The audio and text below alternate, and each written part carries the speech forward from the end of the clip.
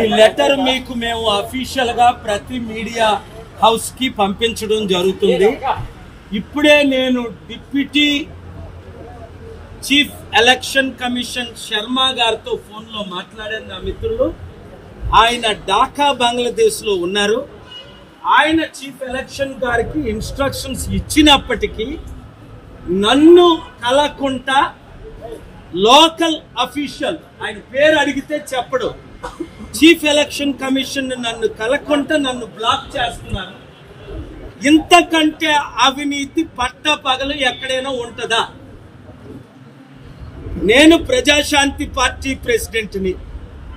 Chief election commissioner Rajiv Kumar గారు అనేక సార్లు నన్ను కలవడం జరిగింది. ఎంటైర్ ఎలక్షన్ కమిషన్ నన్ను కలవడం జరిగింది. మరి నేను ఇస్తున్న కంప్లైంట్ లో తప్పే ఉంది? అందరు పార్టీల్ని, ఊరు పేరు లేని పార్టీ చూశారు కదా, షర్మిల వైఎస్ఆర్టీపీ పార్టీకి సింబల్ ఇచ్చారు తెలంగాణలో. ఆవిడ పోటీ చేయలేదు, పార్టీ విలీనమే చేసేసింది. అలాంటిది మేము ప్రజాశాంతి పార్టీ తరఫున పోటీ చేస్తున్నాం. పవన్ కళ్యాణ్ కంటే షర్మిల కంటే ఎక్కువ ఓట్లు మీరు తెలంగాణలో మనకు రావడం మీరు చూశారు. ఇప్పుడు ఆంధ్రప్రదేశ్ ఎలక్షన్ లో మనల్ని పోటీ చేయడానికి అవకాశం ఇవ్వకుండా జరుగుతున్న కుట్ర పప్పులు ఉడకో. ఎందుకు? ఆల్రెడీ ఎలక్షన్ కమిషన్ విషయం మీద మేము కంప్లైంట్ చేశాం. హైకోర్టులో ఫేవరబుల్ రూలింగ్ వచ్చింది. ఈసారి ముందే కంప్లైంట్ చేయమన్నారనే ఇన్ రైటింగ్ నా ఒంట్లో బాగోపోయినా విశాఖపట్నం నుంచి రాత్రి 10 గంటలకు విజయవాడ చేరుకున్నాను. ఇదే రుజువు. మీడియా ఉంటుండగా అందరూ ఎలక్షన్ కమిషన్ క్వశ్చన్ చేయండి. Doctor K A Paul Prajashanti party president ని ఎందుకు ఎలక్షన్ కమిషన్ స్టాఫ్ కలవడం లేదు, ఎలక్షన్ కమిషన్ కలవడం లేదు? నేను అడుగుతుంది ఏంటి? మాకు ఎలక్షన్స్ మార్చిలో వద్దు, లాస్ట్ ఫేజ్ లో పెట్టండి, చివరి ఫేజ్ లో.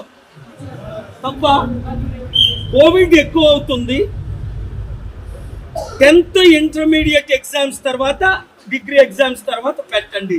2, 3 ఎలక్షన్ అయిపోగానే 40 రోజులు లాస్ట్ టైం ఉన్నట్టు కౌంటింగ్ కి టైం ఇవ్వకుండా ఎలక్షన్ అవ్వగానే ఓట్లు లెక్కించండి. ఈ 3 డిమాండ్లు నేను చేస్తున్నాను. ఇందులో తప్పని ఎవరైనా పట్టగలరా?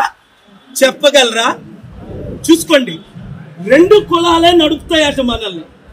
అందుకనే పవన్ కళ్యాణ్ చంద్రబాబు నాయుడుతో ఉంటే పర్వాలేదు, welcome. Chief election commission welcome. అంటే వాళ్ళు ఏం చెప్తే అదే జరుగుతుంది అనమాట.